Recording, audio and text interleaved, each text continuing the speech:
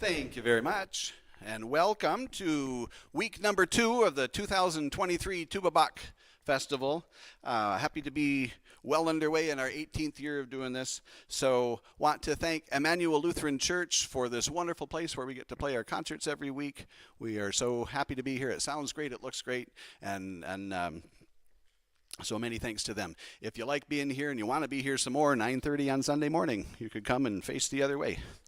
So that all works too. If you are watching on YouTube or on Facebook or listening on Sunny 97.3, we welcome you as well. And thanks for being here and being a part of it. Want to thank our all of our sponsors and all of our donors, but especially our platinum sponsors that help make this happen. The John Stites Jazz Awards particularly took care of us last week for our opening concert, but really one of our sponsors for the whole festival. The Michigan Arts and Culture Council, along with the National Endowment for the Arts, has been taking very good care of us for many years now, and we appreciate the support from them. Ferris State University has been with us all along for all 18 years now. For just the past 3 years, our new partnership with the College of Music at Michigan State University has been a wonderful supporter, so we thank them. And the Marlis Myron and Tanya Nelson Memorial Fund makes it possible for us to do not only these concerts on Saturdays and Sundays, but after 3 years of not doing things because of COVID, we're able to be back usually on Thursdays and Fridays, concerts in our area schools, educational programs, and at nursing homes and things like that for folks that can't make it here on the weekends. So we appreciate the support of that fund. Marlis and Tanya were both very much involved in education. Marlis, a teacher for many, many years. Tanya was a student that I had in the class many, many years ago when I was a parapro in the special ed school system here, and Tanya was a very special student, and so it's nice to be able to honor both of those wonderful people. So that opening piece by Alec Wilder, it was a kind of a middle movement of a longer piece, but back in 1968, I think, is when he wrote that. Alec Wilder was probably better known as a pop music composer, sort of a Tin Pan Alley thing, although a little bit later in the century, but that was what he made his living at. But he liked to dabble in chamber music and things like that. Harvey Phillips was the wonderful tuba player and talked to Alec Wilder and said, hey, wouldn't it be cool to write a trio for tuba, horn, and piano? And so he did, and that was part of that. It was the first one for that combination, and since that time, in the last 50 plus years, lots of music has been written, and I think the horns sound good together, and a lot of other people apparently do too, because there's all that new music. So it would have been back in the late 70s. That was the first tuba horn trio that I ever played was that very music. If you remember Solo and Ensemble days, I think, went and played that. Mom was playing piano, Mark Scholl was playing horn, and it was a long time ago, and it's still fun to do it now. So that was the opening piece. Gary Kulisha is a Canadian composer and pianist, and he's the composer of the next piece that we're going to play. It's a 3-movement work. Today's whole program is a mix of very programmatic music, so much so that there'll be some slides and things that you can watch that go along with the program and what the music was all about. This Gary Kalisha piece is not that. It's just absolute music or whatever you want to call it, but there's no particular anything other than it's just a cool piece of music. The first and third movements are pretty fast romps through virtuosic playing and things like that. The middle movement is a very laid-back, meditative kind of a thing, but we hope you enjoy Gary Kalisha's Sonata for tuba, horn, and piano. Gary Kalisha's Sonata for horn, tuba, and piano.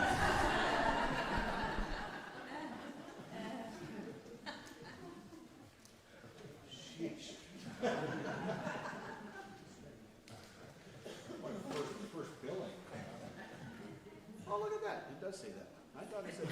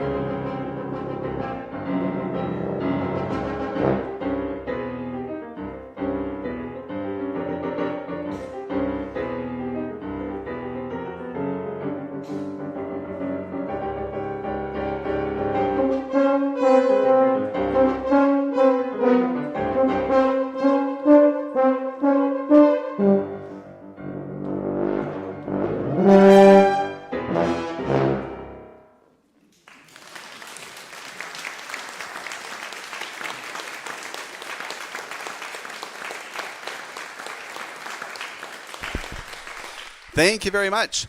I didn't mean to forget, which I guess is how forgetting works. You never mean to forget, but I forgot. Earlier on, with all the other thanks and everything else, the most important part of this whole thing that I should have been doing was to introduce you to these other two wonderful musicians that are here on stage with. Pat Johnson, back here on the piano. Pat is professor of music theory and a wonderful pianist down at Michigan State University. And then professor of horn at MSU is Professor Corbin Wagner, all here. So lots of years in the Detroit Symphony, and now lots of years at MSU, and now starting, hopefully, lots of years up here at Tuba Bach. So there you go.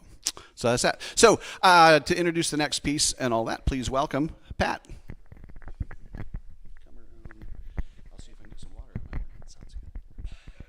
Thank you again for coming. Our next piece is related to paintings. The composer, Lon Chaffin, is from the southwest area of our country, and he took inspiration for this piece from the paintings of Georgia O'Keeffe, who herself was very much inspired by images of the southwest. The piece is in 3 movements, and the first is called Bones, Blue and White. And the 2 colors, white and blue, are depicted in a way by the tuba and the horn. They each kind of have their own identity and to help musically portray the paintings. The same kind of thing happens in the second movement called Hills, Red and Gray.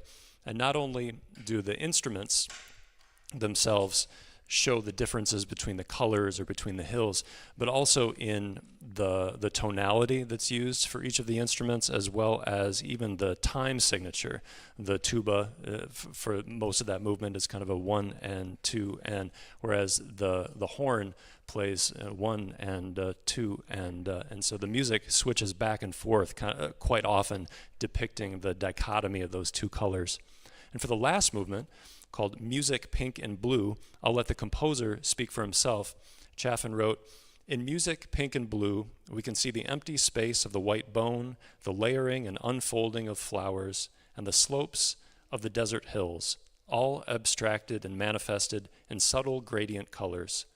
The melodic lines follow the visual curves as the harmony paints an aural canvas, both warm and cool."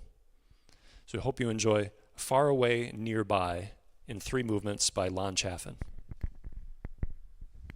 with paintings by Georgia O'Keeffe.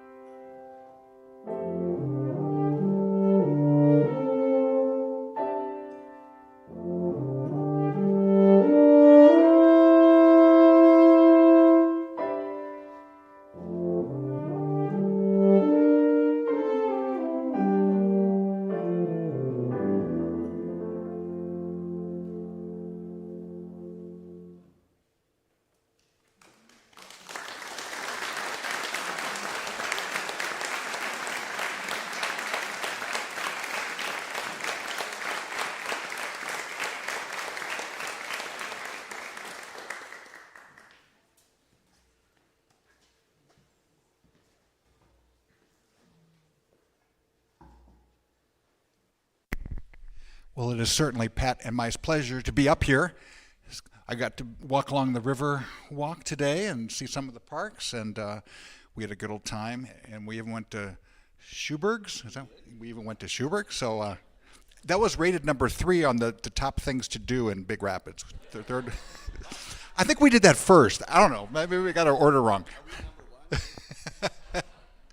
The next piece we're going to play is a divertimento. A divertimento is a light chamber piece. Essentially what it is, it's multi-movements, a little bit more lighthearted in its demeanor. It's written by someone not too far from here. This fella is from Mount Pleasant. His name is David Gillingham. He started out as a band director, getting his schooling in Wisconsin, the University of Wisconsin. And he started his life as a band director, decided to expand his career, so he came to Michigan State University.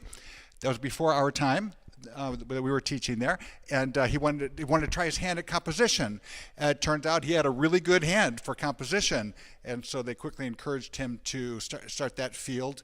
And now he's independent with his composing, though he did work as a composing instructor here for many years, and then he retired about 5 years ago or so, something like that. So this is a piece that was commissioned by Michigan State University, by the horn professor at the time, Janine Gabry, and by Philip Cinder, who's still the tuba instructor there. He'll be up here in a few weeks, I believe. And we're looking forward to play this 5-movement piece for you. We're all 5 movements we're going to play for you, but they're very short and fun. Enjoy.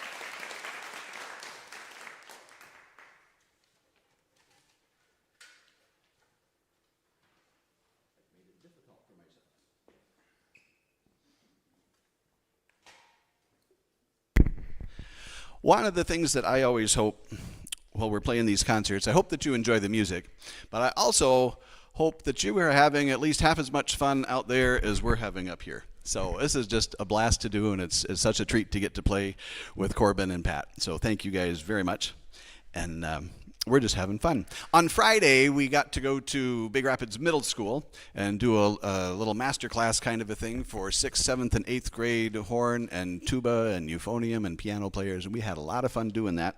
And we talked a lot about chamber music and what that means, and certainly at that age, you know, their experience playing is with a conductor that's helping them know when to come in and when to stop and when to start, and you know, any kind of corrections that need to get made. And when we play this kind of music, of course, we don't have a conductor, and we all get to take turns being the conductor and watching each other and all that. And as I say, I hope that you realize how much fun we're having doing that up here, and it's music that shifts. You know, some of these pieces, Gillingham stuff, every single measure is a totally different meter, and it's just a lot of fun to play and all that. So one of the other things that we talked about with the kids was programmatic music, and music that's based on a story or you know, something. You saw the Georgia O'Keeffe paintings that inspired Lon Chafin. So Justin Raines is a young composer living out in California, grew up in Texas, but he's out in California now, doing a lot of film scores and TV scores and stage musicals and things like that, but also writing for large ensembles and chamber music and things of that sort. I believe that he may have been a tuba player. And Justin, if you ever see the YouTube or this Facebook thing and I'm wrong, I apologize, but I think it'd be pretty cool if you did play the tuba. So that's that. So Haunted America. 4 movements, 4 different American ghost stories kind of things. The first one, La Llorona, comes from the Southwest. And essentially it is the story behind La Llorona. That in Spanish, that's weeping woman or weeping maiden. So there's this young maiden. In many stories, she's given the name Maria. And she falls in love with a conquistador. But the conquistador says, well, I cannot marry you because you have 2 children. And so she says, well, I guess I'll throw my children in the river and drown them, and then I won't have children anymore. And then the conquistador says, no way, I'm not gonna be with you. You killed your children. And so she throws herself in the river and drowns. And so it is said, for these many centuries, and even now today in the Southwest in various places where this story is still persists, and you can hear La Llorona crying in the night, weeping for her children, singing, mostly just crying and wailing, and sometimes she can be seen, her ghost can be seen out over the waters of the river or the lake or wherever that may be. So that's the first story, and you can hear some of the Spanish dance that's in the middle when she's dancing with the conquistador, but you can hear her mournful cries in the horn at the very beginning and at the end. But it's not a great story, right? But it makes for good music. So then the second movement, the Ghosts of Gettysburg. I don't know how many of you have been to Gettysburg, and if you've been there touring the battlegrounds, you've probably heard stories from the tour guides about the ghosts, and there are certainly stories of spirits that still inhabit the battlegrounds, and people have seen Confederate soldiers and Union soldiers out there, and at night you can hear the soldiers You can hear the cannons and the guns and the cries of the wounded and the dying and all of that. But also in town, where some of the boarding houses that were turned into makeshift hospitals.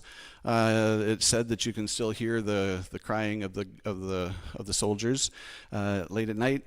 Some of the ghosts that are there, some of the actual generals that have been seen, and even George Washington. I don't know why, but apparently he makes appearances at Gettysburg, so good for George. There's an orphanage that was built on the site of one of these hospitals, and apparently you can still hear the cries of some of the children in the orphanage. So Gettysburg has been identified in many places as one of the most haunted areas in the United States. So there you go. Go to Gettysburg. Spook lights. The third movement, spook lights, are a thing all over the country, probably all over the world. There's some version of spook lights just up north of here by Everett and Hersey and all that, and some of the swamplands. But this particular one, he's talking about out in northeastern Oklahoma, just to the west of Joplin, Missouri. And there's some very particular spook lights. They've been described, I've looked these things up, and there's specific directions of what highway you should go to for the best chance of seeing these spook lights. And they've been described as looking like a train, like a freight train headlight coming straight at you, but then it comes right to where you are, and there's just the light and no train. It's just a ball of light. The horn player that debuted this piece said that she experienced one of those, and it came and passed right through the car and out the other side and went on its way, and she's seen those spook lights. So there you go.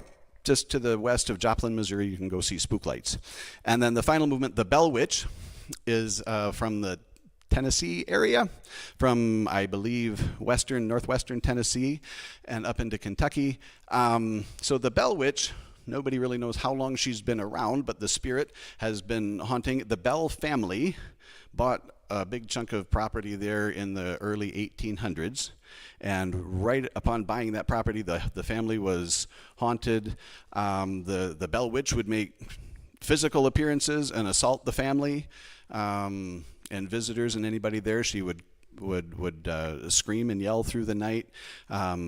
Andrew Jackson, this is before he was president, but Andrew Jackson was visiting the area with like 20 or 25 of his soldiers and entourage, and apparently they were so frightened by the witch that they moved to a camp 25 miles away just to get away from it and all that. But so it's there, and people say that she's still there and still real. You can go visit the Bell Witch Cave in Tennessee.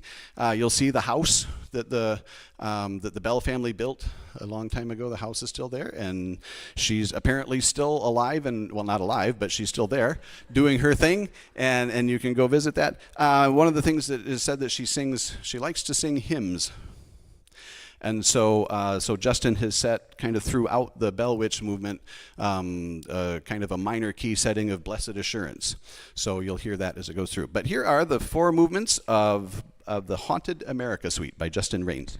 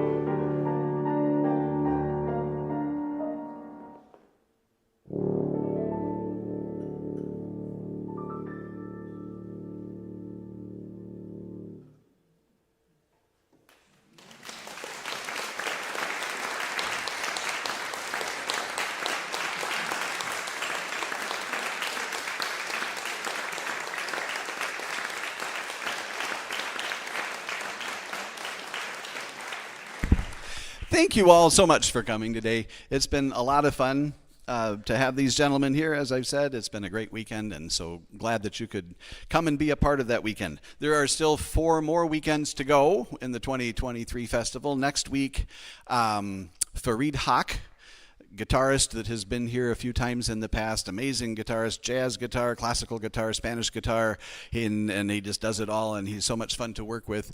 And then new to Tuba Bach, Liam Teague is a steel pan player, steel drums from Trinidad and Tobago. He will be here.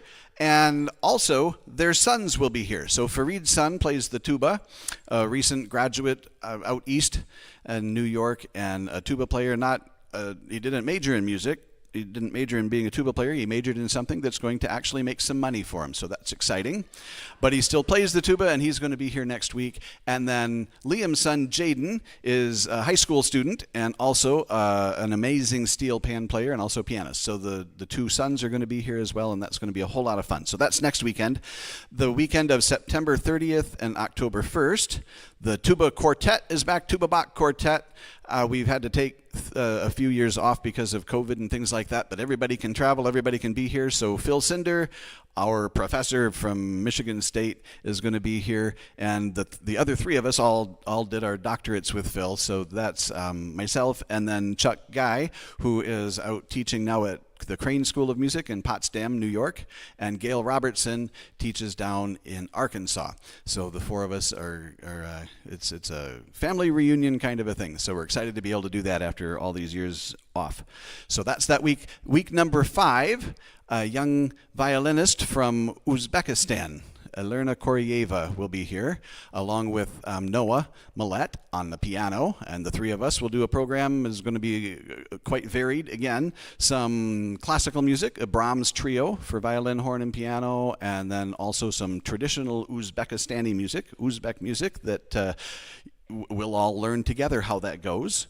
Hopefully I learn a couple of days before you do, but it's all brand new and exciting, so we're going to do that. Noah is writing a brand new piece, so you'll hear a world premiere that weekend. And then Elena also happens to be an accomplished jazz singer, so she said, can we do a couple of those? I said, of course we can do that. So that's going to be an exciting weekend. Don't know for sure what all's in store. It's going to be a lot of fun, though. And then the final weekend, Alvin Waddles is up here with the 5 Ladies of Testimony Sings. It's a Detroit gospel at its finest, and it's going to be a whole lot of fun. So that's the next final 4 weeks of the festival, so please come in and join us. And then our MSU presents, Tuba Bach presents MSU. Sorry, Tuba Bach presents MSU. That series starts off already in November on the 6th. There's a piano trio that's coming up here, piano, violin, cello. They're going to be here. And then, of course, 4 weeks in January with pianists from all over the world that come up here every Sunday from MSU. And then in February, as part of the Festival of the Arts, there's the jazz octets that'll be up here, and Salsa Verde, a salsa band out of Michigan State. And then we get into March, and there's a woodwind quintet coming. One of Corbin's doctoral students is a horn player in that woodwind quintet. So that all happens, and a couple other things in the spring. So exciting things coming up. Be a part of that. Hopefully come be in the audience. Come for these next 4 weeks. Want to again thank our sponsors that help make all of this possible. And if you look through the program, or if you look at the crawl that goes across the bottom of the screen, or visit the Tuba Bach website, any of those places, you can see all of the businesses that take good care of Tuba Bach. If you frequent any of those businesses, please thank them for supporting Tuba Bach. And if you haven't visited them, now would be a good time to do that. So we appreciate their support. We appreciate all of your individual support. And there's a list of all sorts of folks in the program that have been contributing and being faithful donors through all these years. Thank you so much. If you would like to be a part of that, you can certainly do that. There's addresses in the program and on the website and all of that. For those of you that are here, as you leave, there's a couple of old tubas out by the door. They take donations nicely, so thank you for that. CDs are for sale on the table, so you can take some Tuba Bach home with you, all those kinds of things.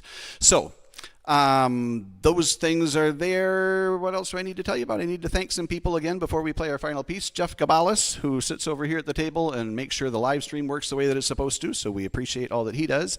Steve Masters is back at Sunny 97.3, making sure that the radio end works well. Jeff Peddlety is back there. If you saw him up front counting off, he makes all the tech things happen. And Paul Hillman is in the back and helps make sure the cameras work right the way they're supposed to.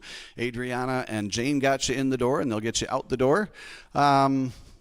So those things we want to thank.